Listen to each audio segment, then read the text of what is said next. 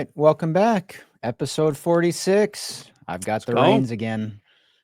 Still Lisa's up no and longer in running. the Uh-oh. captain's chair. Yeah, unfortunately, I have to share a screen again with you. I'm running solo now. I mean, we could have sat David next to me, and you could have I had offered. your. I offered when we walked in. You could have had Yeah. your solo I shot. still have my glow at least. She so has the that's glow. fine. There you go. Okay. She said the Um, youngin gets the seat. Well, yeah. I would have to sit over there as well then. That is true. That is true. That's exactly right. I don't know why you're laughing, guys. I wasn't. Well, I was very serious. we've got the. I'll put this in air quotes. The youngins back again. I'm mature. I don't know if the old guys ever come into the office again, but maybe they'll do an every other type of podcast Every other, situation. yeah. So we'll see. Perpetual work from home. Yeah, exactly. I also refer to myself as a youngin, but I don't know. Relative to David, I don't know if I can call myself a youngin. No, anymore. you're I'm old. past that. Yeah. So That date. I'm mature. we'll see. But how's everybody's weekend? Because it was, Oh my God, it's finally spring arrived. for those of you who do I know. not I was experience in the a t-shirt Minnesota all weekend. winters, yeah, Minnesota got up to, what was it on Sunday? Like 65, I don't even 60, remember. Mhm. Yeah, And I it think Yep, was- so. mid 60s. 60 and glorious. Gorgeous. Mhm. And we were What is outside it all right day. now? So hopefully you guys spent time outside as well. Mhm. Yeah. It's Yep. interesting because we kind of did a lot of walks around the lakes that are kind of in our neighborhood.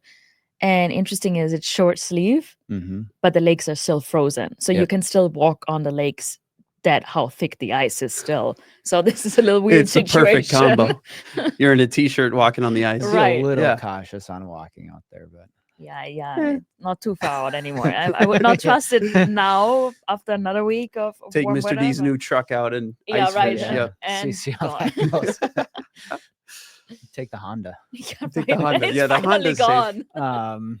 Insurance fraud. It was actually a perfect weekend for us because we potty trained our oldest son. Mhm. So it Congratulations. that was. It Is was a lot less he- stressful than I was anticipating it to be. But he's it in was, 8th grade, right? Yeah. So that was good because we were able to actually like go outside and Yeah. do stuff with him and That's not fun. just be trapped inside all weekend. So Yeah. that's That's good. really cool. So, That's fine. anyways, yeah. So athletes for number 46. I'm guessing I didn't know either of these guys. I kind of had a feeling that you guys wouldn't. No So value added from my side. the hockey player in me, David Krejci, number 46, Boston Bruins. He was just a brute of a player, very good player, but he was good. Who would you relate him to in like the NFL?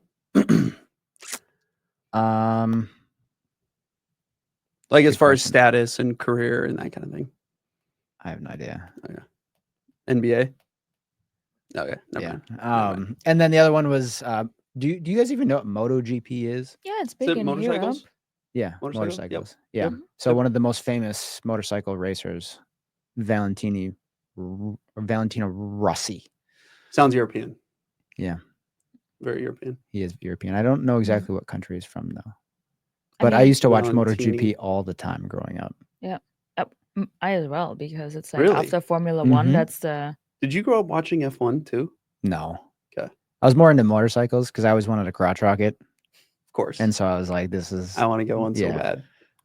so I've I been looking at 'em I did right watch now. MotoGP quite a bit. And then a lot of it also was my love of MotoGP started when like video games for it came out for like PlayStation 2. Mm-hmm. So yeah. Yeah. Oh, yeah. Anyways. All right. Hot button. I don't know if there's Quick. anything more hot button. Quick What? transition. I don't know if there's really any more hot button topic than tariffs right now. I feel like Tariffs are going on? we've been talking about them for a long Yeah. time, but it's also kind of like that inflation situation back in 22 where it was like you talked about inflation constantly. Yep. Yep. And that was the only thing people focused on. Yeah. Yeah. And I think it's inflation, you get it once a month, whereas right now it's like every single day we hear about something getting slapped with a tariff or getting an exemption from a tariff. Backtracking on a tariff. Yeah, like it. Yep. It's just never ending. Yep. Totally. So I figured we would talk about it Mhm. now. And I'm curious you guys' thought on this because I was at a client event and I brought up the whole DeepSeek thing. Like I asked I went through the whole tariffs, Yes. talked about some things, and I said, Yeah. there's other big news items back in January, which isn't that far long ago, right? I mean, Yeah. a month, Mhm. and or 2 months, I guess now, but whatever. Time flies. Yeah. I asked them to raise their hands if they recall the DeepSeek, and not one person raised their hands. I was like, And the world was ending that Monday. yeah. Mhm. I'm like, okay. So do you guys think anybody even cares about DeepSeek anymore? Lisa, what do you think? So I did the same event like you did for Yep. the same of our advisor, and when you told me that for DeepSeek that there was not really thinking of that anymore, I was like, okay, you know what, let's pivot. scrap that out Yeah. completely and focus just on tariffs to avoid that situation.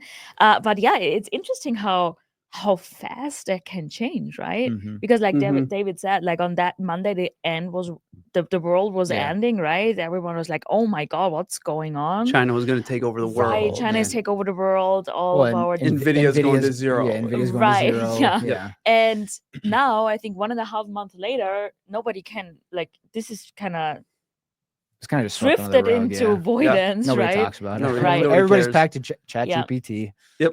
Yeah, Grok. right. Yeah. So yeah, tariffs is the word or the unword of the last couple of Yeah. weeks. I mean, it changes by the minute, right? There's so much going Exactly. on. No one really can grasp what is going on and how to deal with it. Yep. And what to make out of it. Yeah. No one can really project what the implications on the economy because we do not have final numbers yet. It changes by the day again. And investors are struggling what to make out of it, and that's Yeah. what we are seeing in the market. So what are your guys' thoughts on tariffs, right? So again, I asked this because at that same client event, there was a lot of folks that were okay with tariffs. They felt it Yep. was going to be good for the economy and get back to kind of that not nationalistic type, but like America first, right? We're going to bring back manufacturing. What We're are gonna our bring- priorities? Right. And Yep. they were okay taking the pain for a little bit. Now, Yep. when your portfolio goes down, it's a different conversation. But we didn't have this type of correction yet in the markets where, maybe they change their minds. But Yep. what are your guys' thoughts on tariffs? Do you guys think they're good, bad, indifferent? Like, do they actually produce the revenue that we're expecting to get from them? Do you want to Like, take it first, or I can. I mean, I think this year there might be some pain. After this year, I think in the long run, they can be a positive thing. It's all speculation at this point. And like yesterday, we were like, is it going to be a 50%, tariff on steel and aluminum? And then 10 minutes later, it was back down to 25. So I think right now everybody's worried about the numbers, and I think it is a huge piece of art of the deal right now with Trump. Like, how much can he get? And then as soon as he gets these concessions, he's going to roll them back. I think they can produce a ton of revenue, and there are tons and tons of numbers being thrown around. So I don't even want to say, this is going to cut into this percentage of the deficit. But at the end of the day, Mexico, the U.S. Mexico exports are about 1/10 the Mexico U.S. exports, and it's an even bigger gap between Canada and the U.S. And so these countries need us a lot more than we need them, and I think Canada can talk a big game and they can say that they're going to hammer us home, but even 100% tariffs on everything we export to Canada doesn't even compare to a 25% across the board tariff on everything we import from them. So I think overall it will be a net benefit, but over the next 12 months we could see a little bit of pain in the stock market. Interesting. Lisa? well, I go the complete opposite side. Ooh. There's no benefit to it at all, and especially what's going on now. We have to be very careful because this administration, there's a lot of misinformation out there, right? There's a lot of, hey, it will benefit the US, and now we are at a point where it's like, there will be some sort of, the economy will roll of some sort. We will face some period of transition.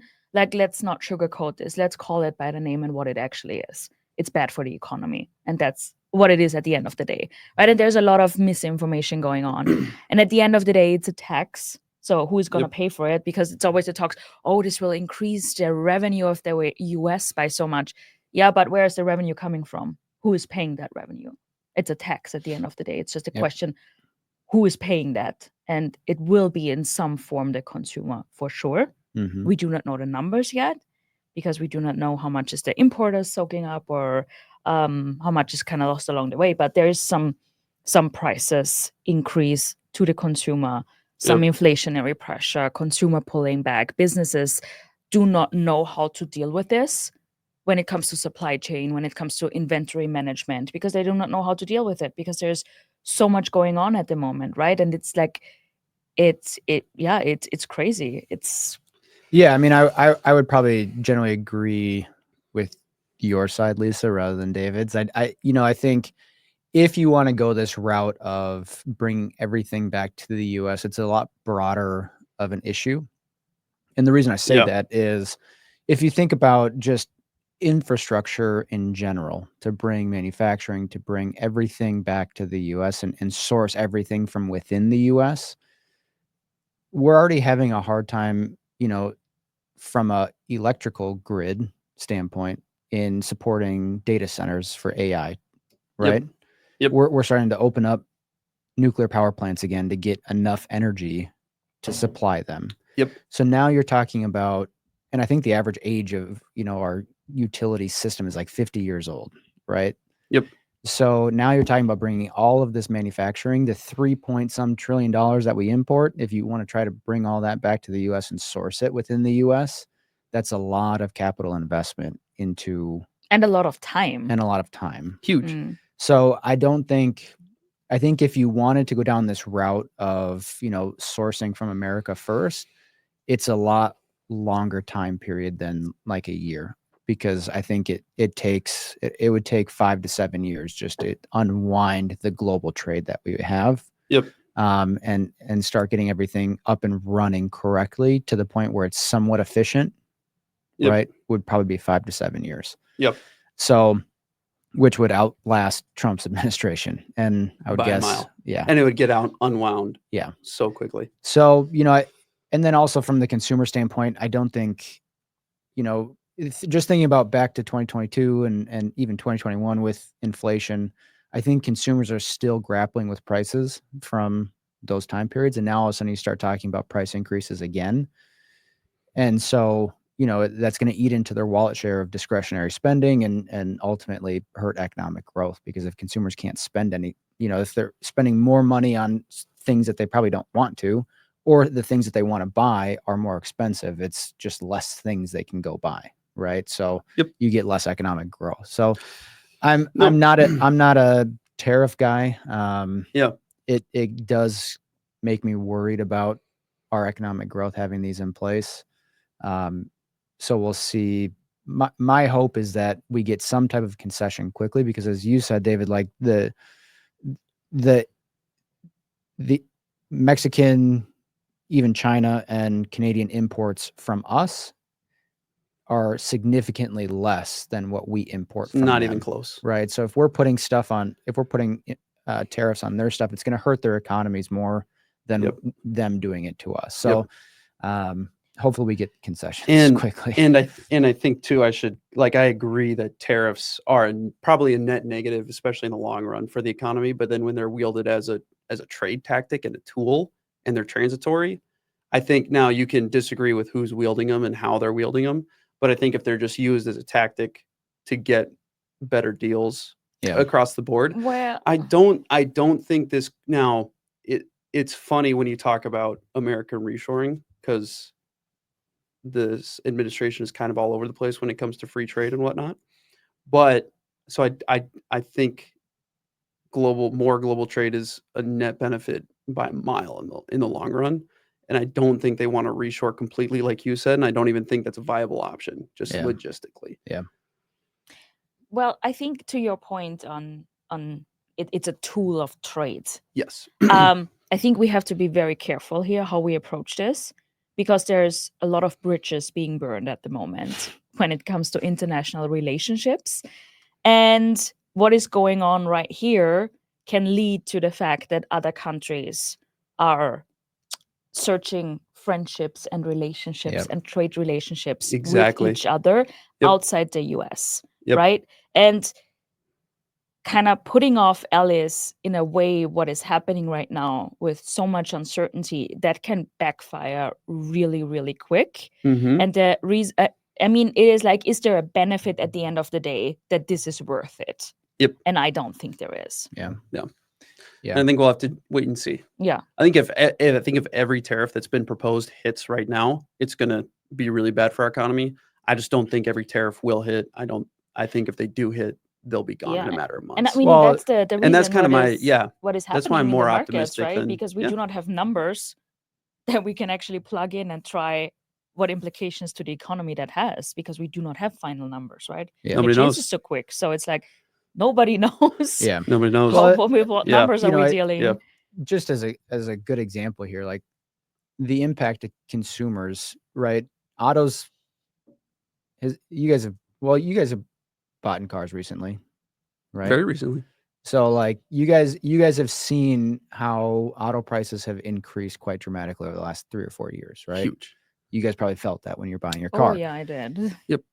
So 30 to 40% of all autos in the US that are sold are imported from Mexico and Canada, right? Yep. And so now you're talking increasing those prices an additional 25% on top of that. Yep.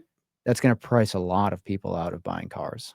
Right. Absolutely. And that's just one example. And then you Totally. you can go down the laundry list of all the things that are being tariffed, because it's a everything tariff, Everything. right? So now certain items are getting carved out, but nonetheless, like that's just an impact for consumers that probably on average buy a car, I would guess about 4 or 5 years, every 4 or 5 years, Mm-hmm. right? So at some Yep. point you're going to have Yep. to start thinking about buying a car, and 25% increase overnight is a pretty big It's huge. jump. And I mean, also a broad range of brands are affected, right? When I think of European car makers, they are producing a lot of their Yep. cars in Mexico, like BMW, Volkswagen, all of that, Mhm. some Japanese. So they are not getting imported from the actual countries.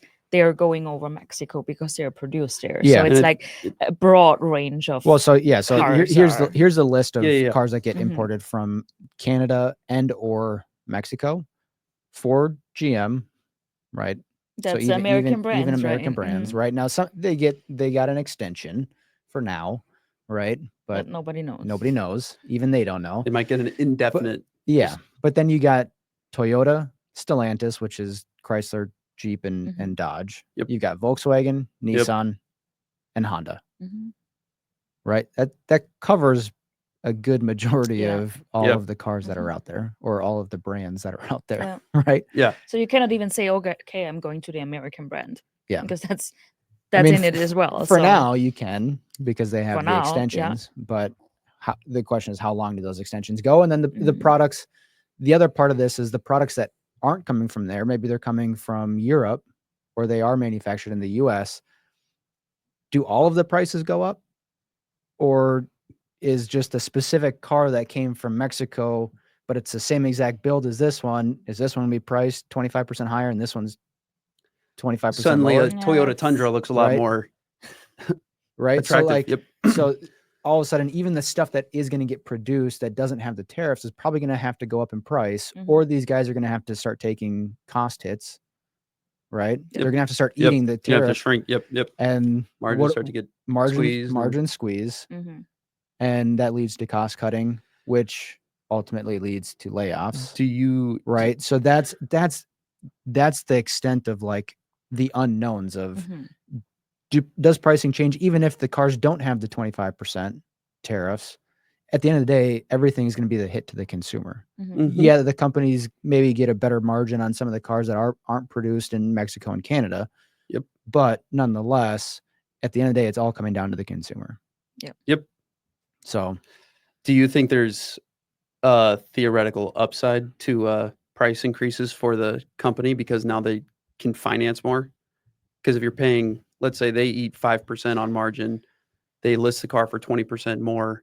Do you think the average consumer is going to say, "Oh, I'm going to buy a car that's 3 years older," or are they going to say, "I'm just going to finance more of it"? Well, what they'll do is they'll probably just hold on to their current car longer, Sure. or they're going to try and find used. Yeah. Right. So I don't think I don't think a lot of consumers at this stage can afford a 20% increase in a car. And 20%, that's a lot. And that's a lot when you're talking about Huge. a Yeah. $50,000 car. Huge. Now you tack on another 20% of that. Yeah. Right. Yep. You're talking significant price increases. And at this point where consumers are feeling it, right? There's a lot of credit card debt out there. There's a lot of loans out there. Yep. So how much more in payments can they afford? And it's not like those payments are going to be cheap because the interest rates right now are on autos, depending on your credit score, are going to be anywhere between 8 to probably 15%. Yep. Right. So now you're talking 8 to 15% just to finance an additional $15,000. That's a pretty hefty payment. Do you think this is the point when consumers start to care about their debt? Over the past 2 years, it's been high and it just keeps increasing and increasing and I wouldn't say, increasing. I'll see what Lisa has to say on this, but I would say consumers, not so much, but investors, yes. Oh, yeah. Investors pay a lot more attention. Yeah. And I shouldn't say that, but I think investors care a lot more about consumer debt than consumers care about their debt. Yeah. Yeah. Because it's a signal for where Totally we're agree. at in the Yeah. economic cycle. 100%. Right? 100%. Would you agree with me on that? No, I Lisa? agree with you. I mean, when you think of like GDP, which is then how we are growing, how the US is growing, and like 70% of that is consumer spending, right? So it feeds directly into it how much debt is out there Yeah. of the consumers, like how are they doing with the delinquency rates, Yep. and what is their savings rate, or where are they with their Mhm. savings, if it's depleted or not. That feeds directly into GDP Mhm. over a longer or shorter periods of Yeah. time. So very important. One argument that I hear every now and then is, credit card debt is at all-time highs, but so is the economy, right? So Yep. naturally, if you have a bigger economy, you'd have more credit card debt, and that makes sense. But what I tend to look at is the growth of credit card debt Mhm. versus the growth Yep. of the economy. Yep. And credit card debt continues to grow at a more rapid pace than the economy, which is where I start getting concerned with consumers. And interest payments as a percentage of income Yeah. is increasing, Yes. which is And you're starting to see not some good. of the delinquency rates on, lower Yep. credit Yep. scores tick higher, Start to- yep. right? So there's Yep. and autos, car loans are starting to go through delinquencies. So there's a lot of concerns on consumers, and that's where can we as American consumers take these 25% increases? Yeah. And it's not gonna be 25% on every single product, but even, a 10% because the portion of that good is made up of, whatever. Sure. Right. Yep. So even a 10% price increase because the cost input of that specific thing went up 25%. Can consumers even take a 10% increase on certain products? Yep. Right. So that's where I start getting concerned with tariffs and the impact to the overall economy. I agree. Yep. Yeah. I think you were talking about consumer debt. It might be a Yeah. bigger threat right now than Yeah. where we see tariffs at. So the other thing that I would ask you guys is, as we entered this year, the S&P 500 earnings expectations was for 15%, which we've kind of said, I shouldn't say kind of, we have said multiple times that that's too high. Mhm. Now, as of last Friday, we're sitting at 11.5% on the S&P 500 expected earnings growth for this year. Do you guys Yep. think that's still too high? It's interesting how fast that came down, right? Mm-hmm. Totally. I mean, we always had the stance, hey, 15 is probably too much. And even if we're growing right around 10%, then we're still growing faster than average, Mhm. which is still really good, right? But what I think here is, and why it came down, and we had a lot of companies, we had just wrapped up the earnings season pretty Yep. much, and we had especially the later companies that reported coming out with lowering their guidance on the consumer, not Mhm. because it's looking bad right now. Yes. Thank you for throwing that in there again. Feel good about this podcast. So, anyways, we got Walmart out. No, anyways, but not necessarily because the numbers were bad, Yep. but because they're taking a precautious stance on, hey, like we don't know what's going on with tariffs. We don't know. We are in the same boat as you. We don't know. You don't know, right? So we are probably taking our guidance down a little bit just as a precaution, right? Yep. And that's why it comes down. So we should take that with a grain of salt again, because there's so much uncertainty out there, and to try to be a little bit more How much of it is a hedge, and how much of right. it How is much is of it is actual? a little bit of a Yep. security hedge of Yeah. that, right? So a little bit careful about that. But overall, I think even if we come down a little bit more than that, we are still in a very good shape. David? I agree. I mean, we're coming off such a strong couple of years that Mm. everybody's freaking out about being down 8, right around 8% right now, 9%, whatever we're sitting at the moment. And it's not fun to see dramatic drops in 2 weeks, 3 weeks like we Mhm. have seen. But at the end of the day, GDP growth is positive. Earnings estimates, even if they come down dramatically to Yeah. 9%, we might see a little bit of pain. But if you look at the past 4 years, it's a little bit of a blip. And so where I come in on this is the longer the tariffs stay, the more we're going to see those Projections Earnings come coming down. down. Yep. Mhm. Yep. Yeah. So, if tariffs are done in a month, I think 11.5% is probably doable. It would probably shoot up again. I don't know. I wouldn't say shoot up. Not shoot up, but it But- will probably not drop further at least, or Yes. kind of Yeah. maybe Yep. grow a little bit again as Yep. well. But I think the longer these go on, I think you could start to see earnings expectations tick down to 9, 8, 7, 6, right? Really? Yeah, I do.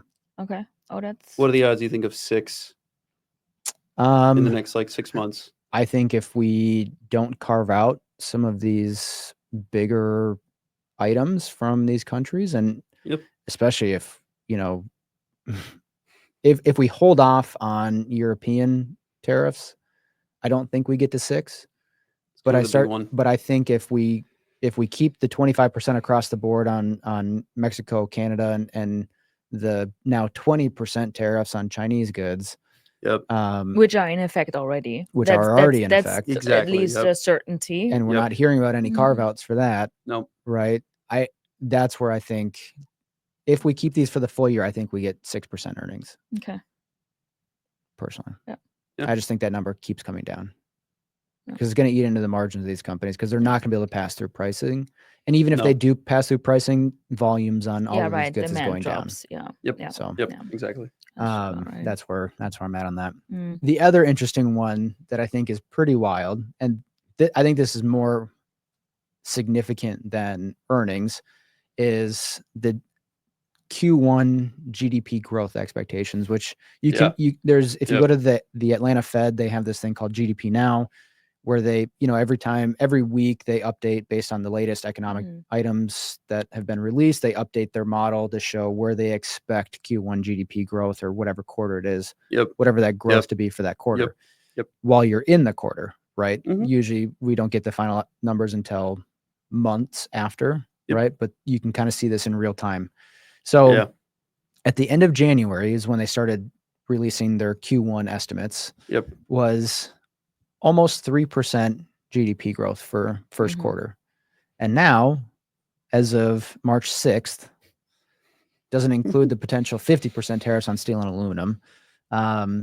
We're sitting at minus 2.4%, Well, which that's that is a mhm. 5.4% swing in Swing. economic growth. It Mhm. is very dramatic. Yep. and very unusual that it Yes. swings that. Big swing. That So what are your thoughts on that? Is that so?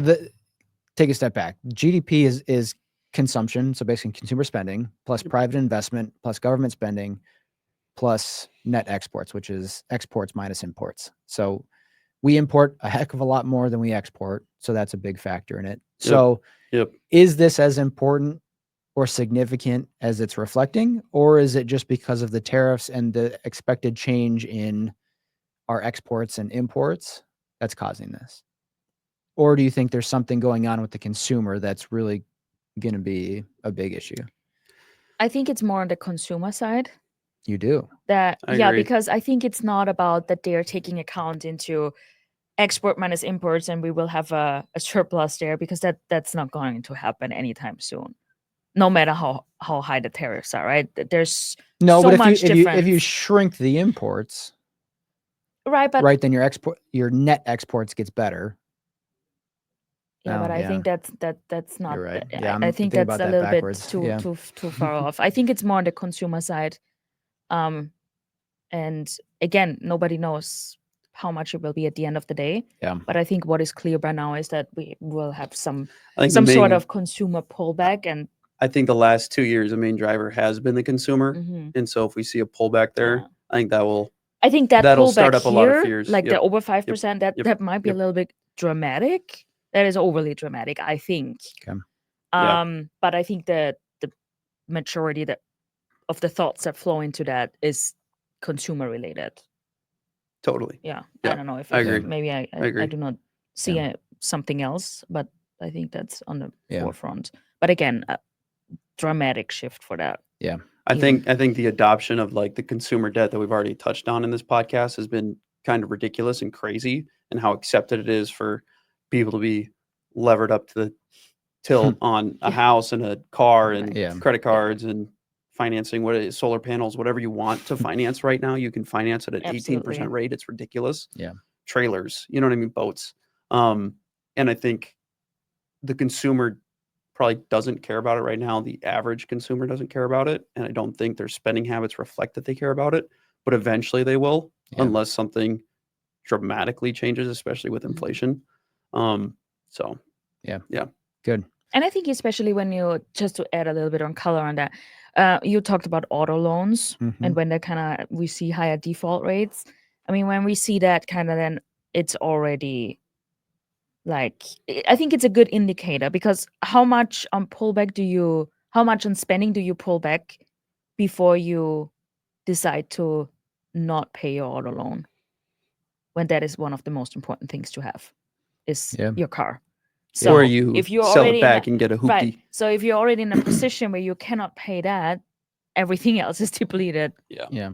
and everything else will be depleted before you start pulling back on that. Yeah. So I think if that shoots up, that's not a good sign. Good. We'll try and run through this quick, but my spaghetti wall today. So hard to top Lisa's Oscars of last week.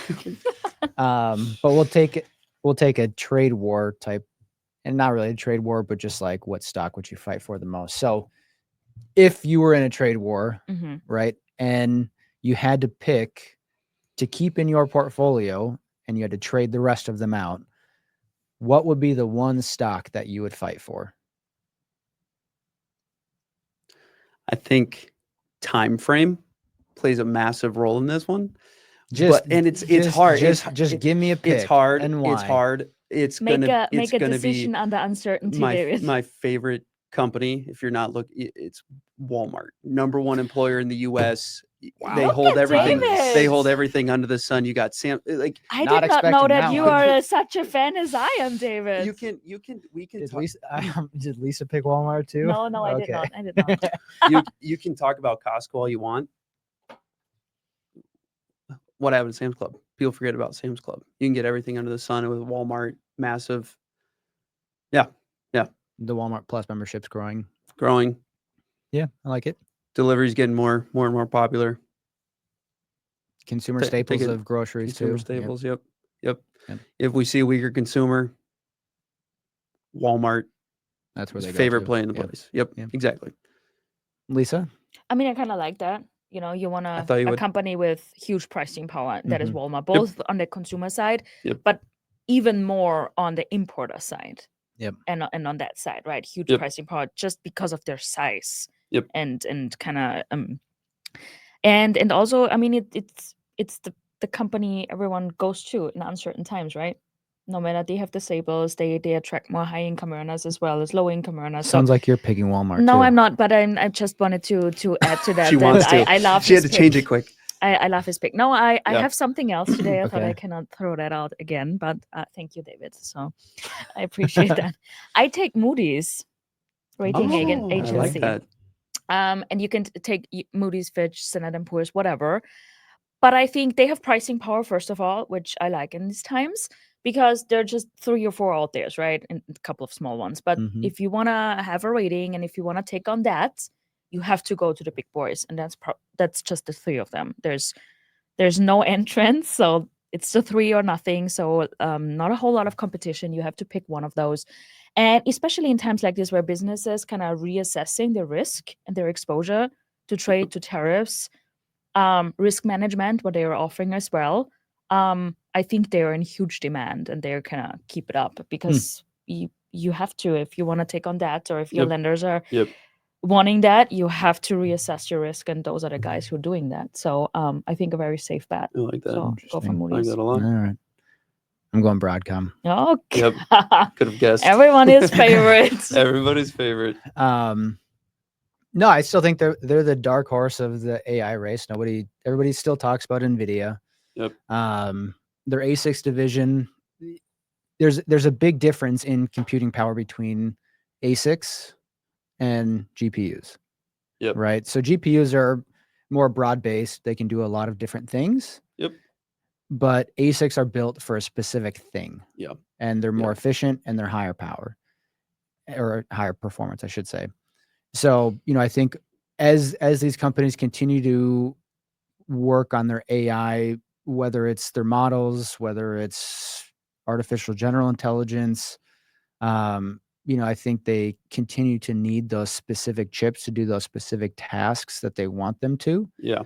And that's where Broadcom comes in. I mean, 2024, their ASICs division, the serviceable addressable market is what they call it, was like, I think 15 to 20 billion in 2024. And they're expected to be 60 to 90 billion in 2027. And that doesn't include, that's only 3 customers too. Yep. And does not include 2 new customers they're bringing on board. Okay. I see the sparkle in your eyes. Oh, I love this. So that's my dark horse that I'm gonna I'd fight for. Keep riding with through thick or thin. Yeah. Yep. So, anyways, good full picks, circle guys. back to people forgetting about DeepSeek. Yep. Exactly. Yep.